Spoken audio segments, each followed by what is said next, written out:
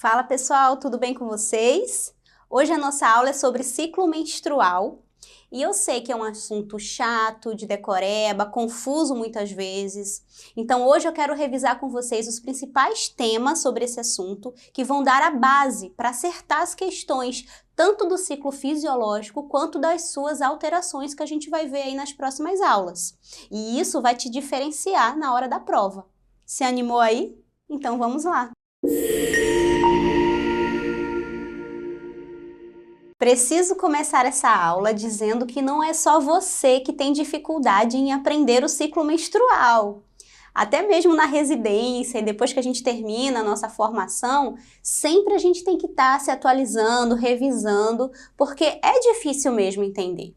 Aqui, a nossa revisão focada nas provas de residência é baseada no que mais cai, claro. Então a gente faz de um jeito que a gente divide em compartimentos que faz a gente entender melhor o que a questão está trazendo para a gente e vai ajudar a gente a acertar. Então, olha, vou mostrar para vocês um esquema que é um resumão bem inicial do que a gente vai ver ao longo da aula. E é isso que a gente vai destrinchar. Como que a gente vai dividir em compartimentos? É isso mesmo. Claro que o ciclo fisiológico é algo em conjunto, é uma orquestra com a sua sintonia completa, mas aqui a gente vai dividir para a gente entender os compartimentos. Compartimento 1 começa de baixo para cima. Então seria lá o útero, né? Compartimento 2, o ovário com os seus hormônios. Compartimento 3, a hipófise. Compartimento 4, o hipotálamo. Então, basicamente é isso. A gente divide em compartimentos e aí a gente pode ir de baixo para cima, assim é a ordem, mas a gente começa, na verdade, ao contrário. O processo todo começa no hipotálamo, começa de cima e vai chegando até lá embaixo, que é o que a gente vai ver, de fato, a produção lá dos hormônios e, no final das contas, a menstruação, que é o que a gente e as mulheres veem, né? Então, olha...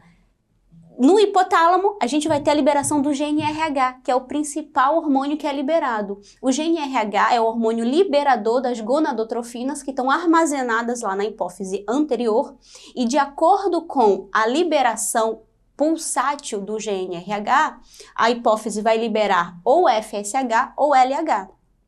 Então, uma informação básica e clássica é: no núcleo arqueado, lá no hipotálamo, o GNRH é produzido e a sua liberação é pulsátil. Esse é o normal, esse é o fisiológico. E dependendo da frequência e da amplitude, a hipófise vai responder de uma forma diferente, liberando ou FSH ou LH. Na fase folicular, que é a fase inicial do ciclo, a frequência é mais aumentada. Olha lá o gráfico mostrando a liberação do GNRH. A fase folicular, a frequência é aumentada e a amplitude é mais baixa. Isso vai fazer com que a hipófise entenda que ela tem que liberar o FSH. Então, o FSH vai ser liberado nesse momento.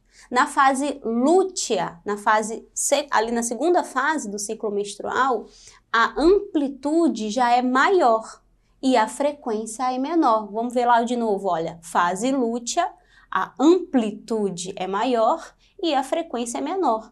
A hipófise, então, vai entender que ela tem que liberar aí o LH, certo? Então é isso. Funciona mais ou menos assim no hipotálamo e na hipófise. Quando a gente desce para o ovário, vamos fazer um resumão geral aqui dos hormônios. Os principais hormônios produzidos pelos ovários são o estrogênio e a progesterona. Primeira fase folicular, é o estrogênio, é ele que predomina. E, em geral, o estrogênio ele vai inibir, vai fazer um feedback negativo para o FSH. E para o LH, né, para as gonadotrofinas. Então, à medida que aumenta o estrogênio, vai inibir lá a liberação da hipófise. Entretanto, existe uma exceção, que é ali no período pré-ovulatório. O estrogênio vai vai estimular, vai fazer um feedback positivo para o LH, representado nisso aqui, então os níveis altos de estradiol, né, que é o principal estrogênio aqui em questão, ele vai estimular o LH, e é o pico de LH que vai fazer com que ocorra a ovulação. É assim que acontece. Então, essa é uma exceção que causa um pouco de confusão, mas a gente tem que entender isso. O estradiol, ele varia nos seus níveis. Os níveis constantes, ele tem um efeito inibitório. O nível alto, rápida elevação, o pico do estradiol, estimula feedback positivo de LH. E do FSH também, que a gente vai ver que tem um pico ali pré-ovulatório de FSH, mais ovulação, a gente está falando do LH. A progesterona, então, também é produzida no ovário, mas é o hormônio da segunda fase, da fase lútea, que é lá produzida principalmente lá no corpo lúteo. A progesterona, ela vai sim também ter um efeito de feedback negativo, porque é um hormônio ali ovariano, né, que faz o seu feedback negativo. Então, olha, progesterona, ela vai vai ajudar nesse feedback positivo ali no pré-ovulatório, mas no final das contas ela vai inibir as gonadotrofinas, tá? E a principal função da progesterona, na verdade, nesse momento do ciclo menstrual, é estabilizar o endométrio. Então, quando a gente fala de progesterona, nas questões, muito provavelmente vai estar ligado lá ao ciclo endometrial, a espessura endometrial que fica maior e mantida lá pela progesterona, certo? Além do estradiol, dos estrogênios, estrogênio, quando eu falo, é estradiol e estrona, são os principais. Tem o estriol também, que é o estrogênio mais fraco. Mas desses estrogênios, o estradiol é o que tem maior atividade biológica. A estrona, ela tem a menor, mas ela está muito ali falada também, principalmente quando a gente fala de aromatização periférica, que é o principal, é a estrona. Mas ali na aromatização ovariana também vai produzir a estrona, tá? Só para ficar registrada essa diferenciação entre os estrogênios. Além dos estrogênios e da progesterona, o ovário também produz as inibinas, que são pouco faladas, mas têm um efeito de inibir. Então, as inibinas, elas vão principalmente inibir as gonadotrofinas. E existem duas inibinas que muitas provas têm cobrado também, a inibina B e a inibina A. A ordem aqui pode causar confusão, mas como que a gente cria um macete de diferenciar? Inibina B é before, antes da ovulação, então ela é produzida na fase folicular. Junto com o estrogênio, o folículo também ali na granulosa, a gente vai ver já já, vai produzir a inibina B, que tem a principal função de inibir o FSH, certo? Na fase folicular. Na fase lútea, lá no corpo lúteo, vai ser produzida a progesterona, estrogênio também em doses menores e a inibina A, after, depois da ovulação. Que qual é a função da inibina A? Inibir o FSH também, sinalizar lá para a hipófise que no momento ainda não precisa estimular nenhum folículo, porque está dominado ali na situação até de fato o corpo lúteo, né, entrar em declínio na sua duração ali de mais ou menos 14 dias, e aí cai o nível de inibina e o FSH então ser liberado. Funciona mais ou menos assim. Fizemos um resumão dos principais hormônios envolvidos, então vamos aprofundar um pouquinho mais. Então eu quero apresentar para vocês a unidade funcional do ovário, que é o folículo.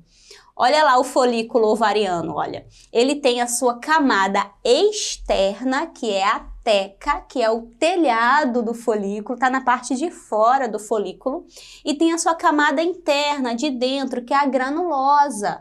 Ali onde tem o antro, né, ali dentro vão ser armazenados os hormônios que vão ser transformados, a gente já vai ver, junto com o ócito, que é o ócito que vai ser liberado na ovulação. Então, esse é o folículo. Por que que é importante a gente gravar essa imagem do folículo? Porque aqui é o nosso CCQ, a nossa bandeira vermelha dessa aula, que é a teoria das duas células e duas gonadotrofinas. É essencial vocês terem essa imagem para vocês lembrarem na hora da prova.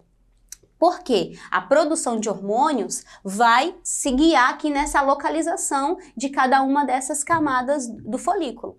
A camada externa da teca, ela vai receber ali dos vasos sanguíneos o colesterol.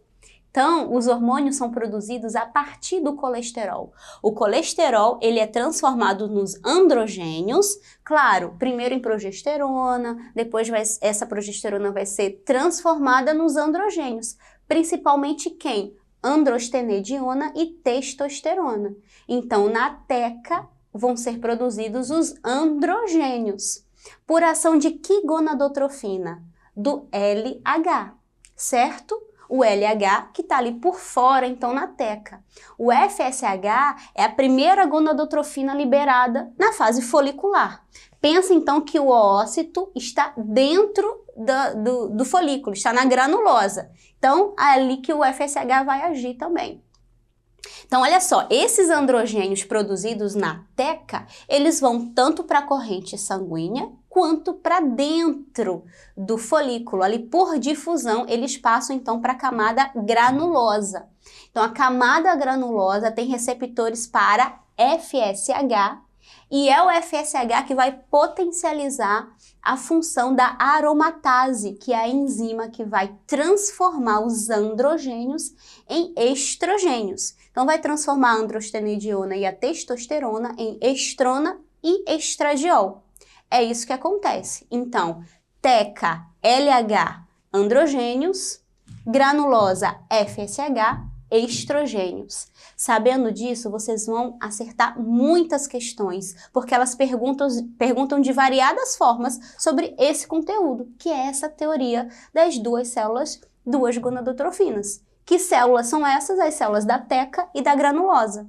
Que gonadotrofinas são essas? LH e FSH. Fechou essa parte? Muito importante saber isso, pessoal. Então, isso aqui, grava bem essa imagem aí do folículo, saber onde age o LH, o FSH, esses receptores, porque são muito importantes. E aí, agora a aula ficou fácil, né? Não sobra quase nada para a gente falar. Eu só vou, então, chover no molhado agora, porque a gente vai se aprofundar nas fases aí folicular, nas fases ovarianas, na fase endometrial, só para vocês sedimentarem mais esse conteúdo. Então, na fase folicular, nós temos, olha, a liberação de GNRH pelo hipotálamo em pulsos mais frequentes e de menor amplitude. E aí, libera o FSH na hipófise anterior. O FSH vai agir no ovário, vai recrutar os folículos que se formam junto com a menina na vida intrauterina, tá? Então, o pico de folículos é por volta aí das 20 semanas de gestação, onde atinge lá os 7 milhões. Só que nessa que sobe, já começa a descer, porque já começa o processo de atresia folicular. Então, no nascimento, esses milhões já diminuíram para cerca de 2 milhões. E na puberdade, quando de fato a mulher começa a ovular, a menstruar, só tem cerca de 400 mil folículos. Olha que diferença. E ao longo da vida vão ser cerca de 400 folículos oócitos, de fato, que a mulher vai ovular aí ao longo do seu menacme, da sua vida reprodutiva, tá? Então, só para a gente fazer essa revisão.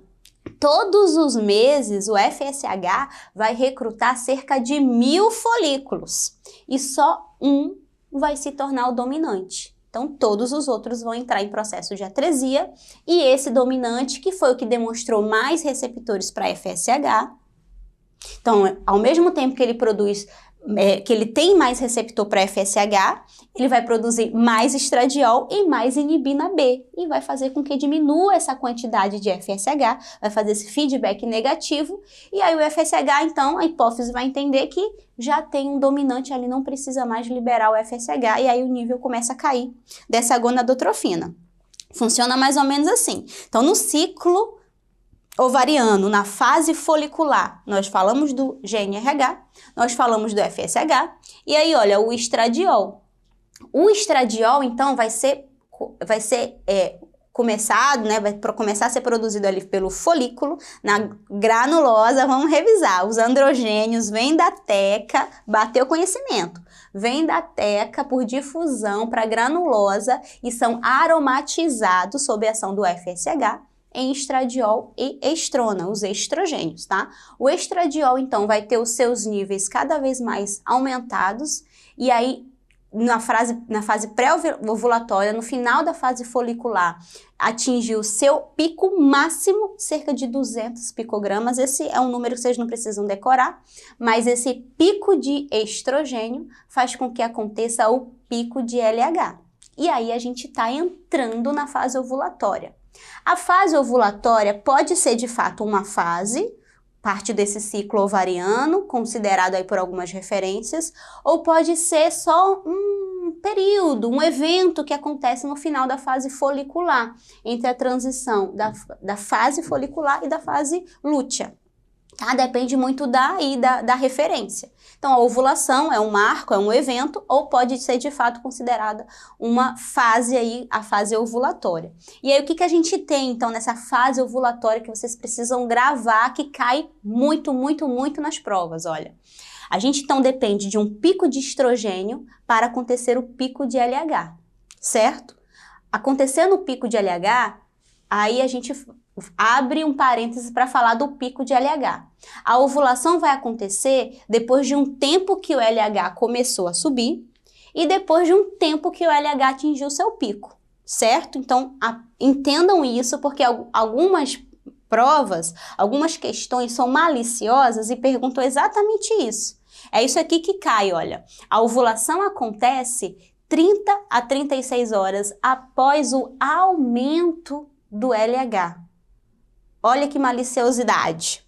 E acontece depois de 10 a 12 horas do pico de LH. Olha a diferença. Sentiram a diferença? Então, a ovulação, ela é após o início do aumento do LH e depois do pico do LH. Então, 10 a 12 horas depois do pico, 30 a 36 horas após aí o início da elevação do LH. Foi essa a parte mais importante da ovulação. E aí o ócito, então, é liberado ali no terço distal da trompa. E esse folículo, então, vai ser luteinizado pela ação do LH, ele vai se transformar em corpo lúteo e vai começar a produção, de fato, de progesterona. Nessa altura do campeonato, o nível de LH já deu uma caída, e o nível de estradiol também, já caiu. Mas o corpo lúteo também produz estrogênios. Então, depois dessa caída do estradiol, tem uma leve elevação e vai se manter aí durante esse período que o corpo lúteo sobrevive, que é cerca de 14 dias. Então, quando a gente está falando das fases, a fase folicular é a que tem a maior variação. Por quê? Porque o que vai fazer a transição da fase folicular para a fase lútea é o evento da ovulação. Se não houver o pico de estrogênio, de estradiol e o pico de LH, não ocorre a ovulação. Logo, a fase lútea vai se prolongar. Desculpa, a fase folicular vai se prolongar. Em contrapartida, depois da ovulação, entra na fase lútea. A fase lútea, sim, depende do corpo lúteo, que dura cerca de 14 dias. Então, por isso que muitas provas podem já trazer esse conhecimento no enunciado. A fase lútea, que tem a sua duração aí de cerca de 14 dias, já pode trazer essa informação. As questões sobre ciclo menstrual, elas são longas, né? Ou elas são direto ao ponto, é 880. Ou elas são longas, elas trazem um conhecimento ali no enunciado e nas alternativas. Então, sempre ter paciência para ler as questões de ciclo menstrual e focar no que a questão está pedindo, com base nesse conhecimento que vocês estão conquistando aqui. Então, é isso. A fase lútea, ó, ela é fixa, cerca de 14 dias, tá? E aí, o que a gente tem? Tem GNRH aqui nessa fase? Tem, porque o LH ele precisa ser liberado para manter lá o corpo lúteo. E aí, lembram como é que vai ser a liberação do GNRH pelo hipotálamo agora? Agora não é a frequência alta, agora é a fase lútea, amplitude alta. Então, amplitude maior e frequência menor. E aí, tem a liberação do LH, então pela hipófise, que vai agir lá no ovário, no corpo lúteo. O corpo lúteo, então, vai produzir principalmente a progesterona, mas também tem a produção do estradiol e da inibina A. Lembra dela que vem after, depois da ovulação? E a principal função, então, é suprimir, inibir as gonadotrofinas. E aí, das duas, uma. Ou esse corpo lúteo vai regredir, e aí a mulher vai menstruar, porque os níveis hormonais vão todos cair. Ou não, ou é uma gravidez, ou aquele ócito foi fecundado e foi lá direcionado para o endométrio que já está fofinho ali esperando ele. E aí a gestação vai se encarregar de manter o corpo lúteo nas primeiras semanas até lá a formação final da placenta, certo? Então é isso que vai acontecer com o corpo lúteo, ou a regressão ou a manutenção por conta de uma gestação que vingou, né, que se efetivou. E aí a gente vai falar do ciclo uterino, que falta ele, né? Lembra do nosso compartimento 1? É inicial, mas aqui no nosso estudo é final. Então vamos falar do ciclo uterino. Eu quero mostrar uma foto para vocês, que é o que vai ajudar muito vocês a lembrarem, a fixarem, né, o conhecimento. Porque a gente vê muito isso, inclusive, na ultrassonografia e na esteroscopia, que é o exame que vê a cavidade endometrial por dentro. Então, na esteroscopia e na ultrassonografia, a gente vai ver isso acontecendo aqui. Na fase proliferativa, que é a fase folicular, então, mais um parêntese, diferenças, tá? Não confundam. A gente tem o ciclo ovariano e o ciclo uterino / endometrial. A fase folicular é do ovário, que equivale à fase proliferativa no endométrio, certo? Então, são no mesmo momento do ciclo menstrual, na primeira fase, mas cada uma está falando de um órgão diferente. Em contrapartida, na segunda fase do ciclo, nós temos a fase secretora no útero e lútea no ovário, certo? Então, a segunda fase, a gente está olhando para quem? Para o ovário? Então, tá, é a fase lútea. A gente está olhando para o endométrio, para o útero, tá? Então, é a fase secretora, tá? Então, voltando para a imagem, ó, na fase proliferativa, existe a camada basal, que é a que vai estar sempre ali, e o que vai mudar durante o ciclo menstrual é a camada funcional. Por quê? Essas arteríolas, elas vão ficar mais tortuosas, vão aumentar de tamanho, o estroma vai ficar com edema, edemaciado, e isso vai resultar na espessura, no espessamento do endométrio, dessa camada funcional, que é a que vai descamar lá na menstruação. Então, a menstruação nada mais é do que a descamação da camada funcional que se formou ali sob o efeito dos ovários, lá dos hormônios ovarianos, tá? Então, o efeito do estrogênio no endométrio é o quê? É proliferativo, que corresponde a essa fase uterina. Já a ação da progesterona é secretória, é edemaciar, é secretar. As glândulas, elas ficam mais edemaciadas e isso vai fazer com que estabilize o endométrio. Isso é o que vocês precisam entender e gravar para as provas, para as questões, tá? Então, olha, o ciclo uterino ou endometrial tem 3 fases, que podem ser 2 também, dependendo aí do ponto de vista. A primeira seria a fase menstrual, porque é justo essa descamação, e aí a gente cai para essas fases que eu falei, olha, a fase proliferativa, onde a gente tem mitose, pseudoestratificação do epitélio glandular, tá tudo crescendo, se proliferando. E a fase secretora, onde a gente tem essas glândulas, então, tortuosas, espessadas, né, grandes, e um edema do estroma, que vai ser sob a ação da progesterona. Certo? É isso. Descomplicamos o ciclo menstrual de uma forma rápida e simples. Tem muito mais coisa para falar sobre isso? Tem muito mais coisa. A ginecologia endócrina é uma subespecialidade da nossa área. Mas aqui eu quero me ater com vocês ao que de fato vai ser útil para vocês levarem para o conhecimento básico, né, do dia a dia, seja em qualquer lugar que vocês forem atuar, e para as provas, que as questões costumam cobrar. certo? Vamos só fechar com uma parte que é interessante, que algumas questões podem cobrar, que é em relação ao muco cervical. Porque o colo uterino, ele vai reagir de uma forma diferente também a esses hormônios ovarianos, sexuais, né? Então, muco cervical, pela ação do estrogênio na fase folicular, vai ser um muco mais transparente, um muco mais fino. Na fase ovulatória, ali no período da ovulação, no período fértil, que são os dias de mais estrogênio circulando ali no corpo da mulher, esse muco cervical, ele é clássico, como a famosa clara de ovo. Então, ela é bem transparente e bem pegajosa mesmo, bem elástica. Esse é o efeito do estrogênio no muco cervical. Já na fase secretora, sob a ação da progesterona, na fase lútea, aí a gente está falando de quem, né? Do ovário ou do endométrio? Estamos falando do ovário, então vamos falar da fase lútea. Então, na fase lútea, sob a ação da progesterona, o muco ele já fica mais espesso, já fica uma massinha branca.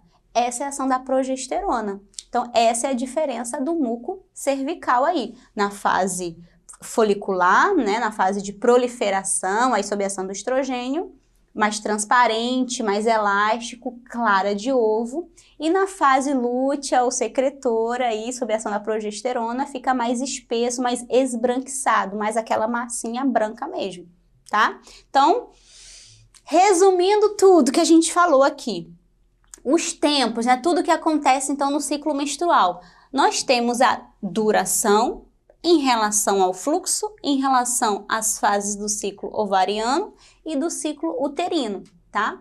Botando tudo assim às claras, o que acontece quando a paciente vai trazer essas informações pra gente, ou a própria questão, o enunciado vai trazer pra gente, ó. A duração do ciclo menstrual, entre um intervalo e outro, entre um ciclo e outro, o primeiro dia de uma menstruação e outra, essa é a duração do ciclo menstrual. E a gente está falando de quantos dias, quanto tempo considerado normal? Depende da referência. Eu vou trazer para vocês 2 valores, porque a Febrasgo recentemente trouxe um novo intervalo aí como considerado normal. Então, olha só. A gente sempre aprendeu, sempre falou do 21 a 35 dias. Esse é o mais batido, é o mais conhecido. Mas a Febrasgo recentemente trouxe que um ciclo normal pode variar não de 21 a 35 dias, subiu um pouquinho, de 24 a 38 dias. Esse seria o novo intervalo considerado normal pela Febrasgo. Nas provas, acho que não vai trazer tanta assim, alteração, tanta diferença não para acertar ou errar uma questão, mas só para você já pegar esse novo conhecimento para saber que subiu um pouquinho o intervalo de duração normal entre um ciclo e outro.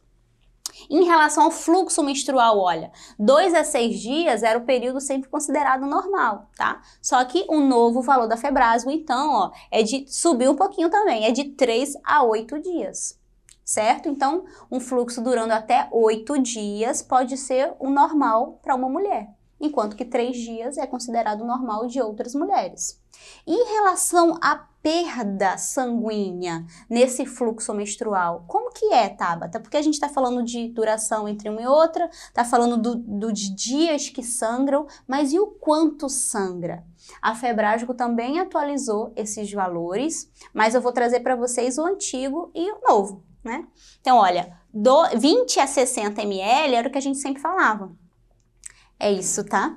O máximo considerado normal, 60 ml.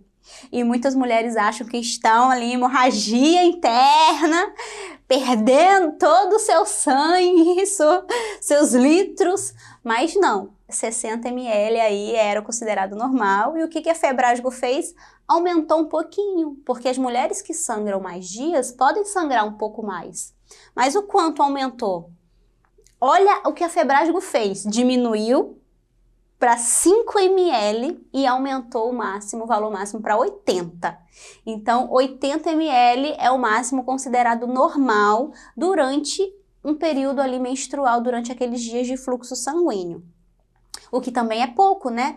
Então, resumindo, uma mulher sem nenhum sangramento excessivo, seja por conta de pólipo ou mioma ou outra causa, ela não perde nem 100 ml. E para arrematar a revisão aí das fases do ciclo ovariano e uterino, nós temos no ovário fase folicular, ovulatória entre parênteses, porque para algumas referências pode ser só um evento ou pode ser uma fase, e a fase lútea.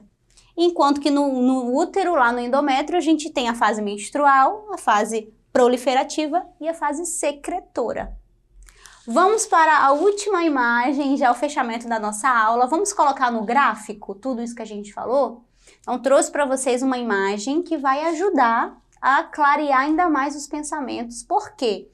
Algumas questões trazem o gráfico e perguntam qual que é o hormônio naquela situação ali, qual linha que é o hormônio. Então a gente precisa entender como funciona essa orquestra e essa sinfonia ao longo do mês para saber qual que é o hormônio que vai estar aumentado, alterado, enfim, naquele momento que a questão está trazendo. Olha, na parte de cima nós temos então o que começa, a linha vermelhinha, tá? Que é o que começa mais alto.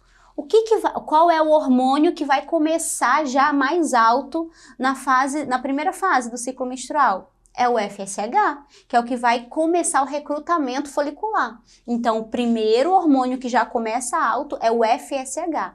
E aí, ao longo do ciclo, o que acontece com o FSH? Ele aumenta mais um pouquinho e começa a cair. Por quê? Porque o folículo já começou a produzir o estrogênio, os estrogênios, principalmente o estradiol e a inibina B. Então, isso vai fazer com que caia um pouquinho ali, antes, né, do pico pré-ovulatório, o FSH. Então, ele começa alto, vai dar uma caída, porque agora o folículo dominante está produzindo ali a inibina, e depois ele volta a aumentar ali na fase da ovulação. Então tem um pico de FSH ali pré-ovulatório. Esse é um momento também importante, mas a gente fala pouco, não precisa de tanta importância assim. Porque quem vai aumentar de verdade na fase ovulatória é o LH. Então, olha, no começo do ciclo, o LH, que é a linha ali pretinha, vai estar baixo, vai estar mais baixo do que o FSH.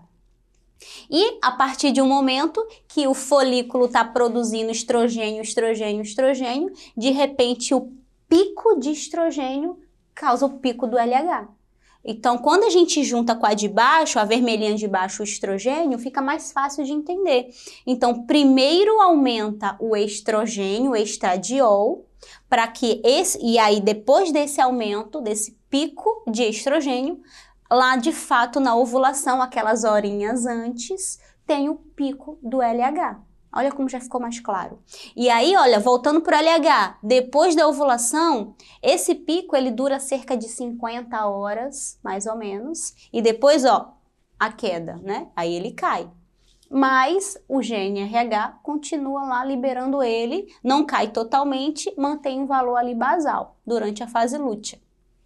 Já na linha de baixo, olha, o estrogênio, depois desse pico, que fez com que liberasse o LH, ele cai de nível sérico. E aí, ó, depois da fase ovulatória, que vem a fase lútea, o corpo lúteo também produz estrogênio, mas em menor quantidade. Não tem mais aquele pico do estrogênio, tá? Então, o pico do estrogênio é antes da ovulação, o pico do LH ali horas antes da ovulação. E depois da ovulação, o que acontece com a progesterona? Que estava baixa todo esse período. Vai vir com força total ali pelo corpo lúteo e a progesterona é o hormônio que domina a fase lútea, certo? Então, vai cair o estrogênio, vai dar uma subidinha, vai cair o LH, o FSH também então está suprimido e a progesterona reina ali na fase lútea. Aqui embaixo a gente tem o que acontece no endométrio, que a gente já viu, já revisou bastante, então fase folicular, vai espessando o endométrio, até que chega na fase lútea, é a maior espessura, até que chega a fase menstrual, que vai haver essa descamação aí da camada funcional. Boa revisão, deu para entender, clareou aí os pensamentos, essa imagem que a gente vê desde a escola, que nunca entra na nossa mente, mas aqui a gente tem essa função de passar o que de fato cai nas provas e o que de fato serve para vocês nesse momento da vida, porque cada ano que a gente estuda ciclo menstrual, a gente aprende um pouquinho mais, a gente vê mais detalhes desse funcionamento perfeito que é o corpo humano feminino, né?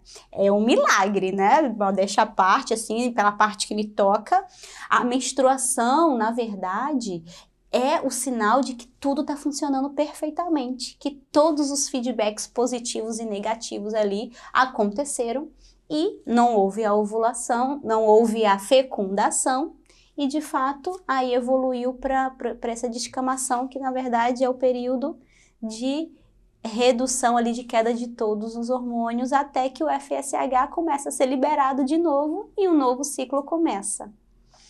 Gente, eu espero que vocês tenham aproveitado essa aula. Nosso conhecimento não para por aqui, tem questão para fazer, tem flashcard aí para acertar, tem muitas dúvidas ainda para tirar nos nossos canais e eu vejo vocês na próxima aula. Tchau, tchau!